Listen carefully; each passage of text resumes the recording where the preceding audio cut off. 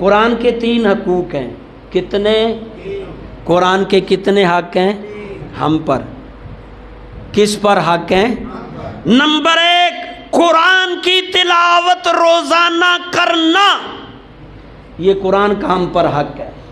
آپ میں سے جو نہیں کر رہے وہ سنیں، وہ قرآن کا حق تلف کر رہے ہیں. احتجاج کرنے سے پھر کیا ملے گا جب آپ بیسک چیزیں نہیں دیکھ رہے. قرآن کے حقوق کا پہلا حق قرآن کی ڈیلی بیسس پہ تلاوت کرنا، اور اگر آپ اردو پڑھ سکتے ہیں تو ترجمے سے سمجھنا. 1 آیت 2 آیات رکوع جتنا بھی ہو، روزانہ قرآن سے ٹچ رہنا، قرآن کو یقین دلانا کہ I like you, I like میں آپ کو پسند کرتا ہوں. قرآن کو بوسہ دینا. اللہ کے نبی فرمایا قرآن قبر میں بندے کی شفاعت کرے گا، قیامت کا روز قرآن بندے کی شفاعت کرے گا. قرآن کہے گا اللہ میں تیرا کلام تھا، اس بندے نے قدر کی، مجھے پڑھا، آج میری شہادت اس کے حق میں قبول فرما، اس کی بخشش فرما. اللہ کے نبی فرمایا قرآن کی شفاعت سے بندہ بخش دیا جائے گا.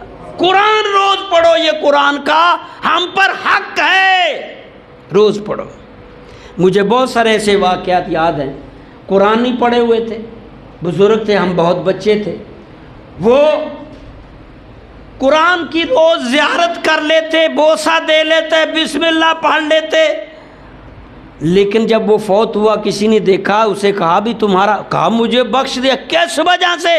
اس نے کہا جو میں قرآن کی روز زیارت کرتا تھا، قرآن کو میں مس کرتا تھا، قرآن نے میری شفاعت کی، اللہ نے مجھے بخش دیا. حالانکہ قرآن پڑھا ہوا نہیں تھا. پڑھے ہوئے کا مقام کیا ہوگا؟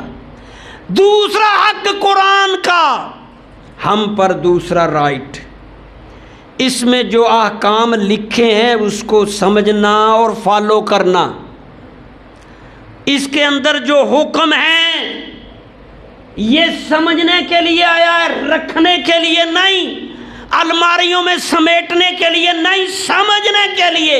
اس میں جو حکم ہے، آج کل تو بڑی آسانی ہے، نیٹ پہ سب جگہ آپ کو یہ دستیاب ہے، اس کو سمجھ کر اس کے مطابق ڈھلیں، یہ قرآن کا دوسرا رائٹ ہے. تیسرا رائٹ کیا ہے؟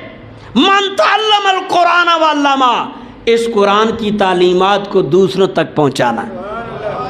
اس لیے نبی فرمایا تم میں سے بہترین وہ لوگ ہیں جو قرآن پڑھتے ہیں، اور قرآن آج کے دور میں بھی سب سے کم تنخواہ، سب سے کم معاوضے پر جو قرآن پڑھ رہے ہیں، پڑھا رہے ہیں. ان کا سٹینڈرڈ کیا ہوگا آخرت میں؟ ان کا میرے دنیا والے تنہا کر رہے ہیں، قرآن پڑھانے والے کی بے توقیری کر رہے ہیں، ان کی توقیر عزت کو پامال کر رہے ہیں، ان کا معاوضہ اور ان کی خدمت سے منہ موڑ رہے ہیں. مگر تمہارے اس عمل سے تمہیں ہی نقصان ہوگا، تم اللہ کے ہاں مجرم ٹھہرو گے. اللہ کا کلام رک نہیں سکتا، اللہ کا دین رک. بہت جلد ایسا وقت آئے گا کہ اس دنیا میں پھر سے اسلام ہی اسلام ہوگا. اللہ تعالی ہم سب کو قرآن سے وابستہ فرمائے اور مسلم امہ کو اتحاد اور جہاد عطا فرمائے.